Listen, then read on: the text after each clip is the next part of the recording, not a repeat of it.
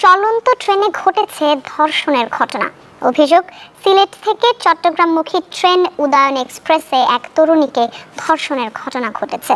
ইতিমধ্যে অভিযুক্ত রেলের খাদ্য সরবরাহকারী প্রতিষ্ঠান এসএ কর্পোরেশনের ৩ কর্মীকে গ্রেফতার করে কারাগারে পাঠানো হয়েছে।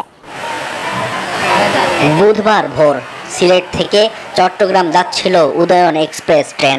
পথে ভৈরব থেকে ওই ট্রেনে ওঠেন এক তরুণী। ভুল করে ঢুকে পড়েন খাবার বগিতে। সেখানেই লালসার শিকার হন তিনি। অভিযোগ, চলন্ত ট্রেনে একা পেয়ে দলবদ্ধভাবে ওই তরুণীকে ধর্ষণ করে রেলে খাদ্য সরবরাহকারী প্রতিষ্ঠান এসএ কর্পোরেশনের জামাল, শরীফ ও রাশেদ নামের ৩ কর্মী। লোমহর্ষক এই ঘটনায় স্বজনদের নিয়ে বুধবার সন্ধ্যায় চট্টগ্রামের জিআরপি থানায় অভিযোগ করেন ভুক্তভোগী তরুণী।